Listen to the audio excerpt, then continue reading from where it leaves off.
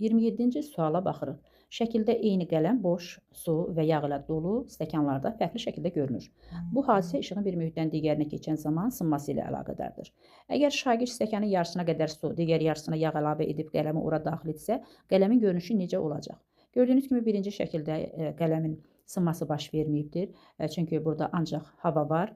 İkinci mühitdə hava su sərhədində qələm sınmaya məruz qalıb və üçüncüdə də hava ilə yağ olduğuna görə bir mühitdən digər mühitə keçəndə qələmin sınması baş veribdir. Və diqqətlə baxsaq görərik ki, havadan suya keçəndə sınma daha çox baş verib. Çünki suyun sıxlığı daha böyükdür.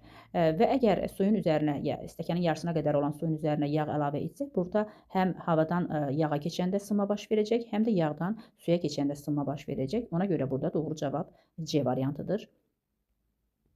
28-ci sualda ağ işığın prizmadan keçərkən rənglərə ayrılmasının əsas səbəbi nədir?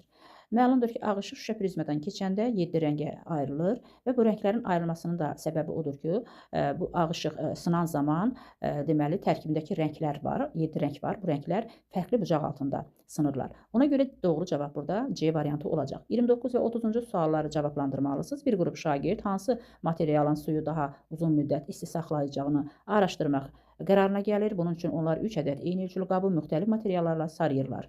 Alüminium folqa, kətan və plasmasla. Qabların hər birində eyni miqdarda isti su əlavə edirlər. Hər 10 dəqiqədən bir qablardakı suyun temperaturu ölçülür. İndi baxırıq, burada başlanğıc halda hər bir qabdakı deməli suyun temperaturu 60 dərəcədir. Baxın, hər birində eynidir. Və ondan sonra 10 dəqiqədən bir deməli temperatur yoxlanılır və nəhayət axırda ən yüksək temperatur kətandadır. Deməli kətanın temperaturu daha yüksəkdir və ona görə də buradakı sualları gəlin cavablandıraq. Baxaq görək nə deyir? Niyə 29-cu sual, niyə uşaqların qablara tökdükləri suyun həcmi və temperaturu eynidir? Başlanğıc temperatur eyni götürülür ki, biz burada deməli nəticələri daha düzgün müqayisə edə bilək. Ona görə doğru cavab A variantıdır. Və 30-cu sual, hansı material suyu daha uzun müddət isti saxladı? Kətan son temperaturu daha böyük olduğuna görə, deməli burada doğru cavab olaraq biz kətanı seçəcəyik.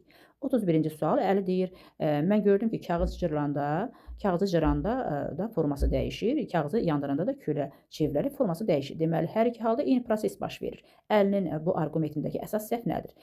Məlumdur ki, kağızı cırarkən biz deməli, kağızın cırılması fiziki hadisədir, yəni onun tərkibi dəyişməyəcək, amma kağızı yandıranda külə çevrilir və onun tərkibi dəyişir. Bu kimyəvi hadisədir. Deməli, Əli onun kimyəvi tərkibinin dəyişdiyini nəzərə almayıbdır. Ona görə doğru cavab A variantı, yəni o kağızın tərkibindəki dəyişiklikləri nəzərə almayıb.